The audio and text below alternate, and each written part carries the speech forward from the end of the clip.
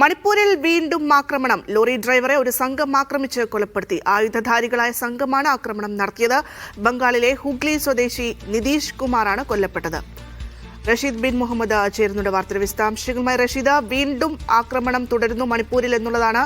എന്താണ് നിലവിലെ സാഹചര്യം?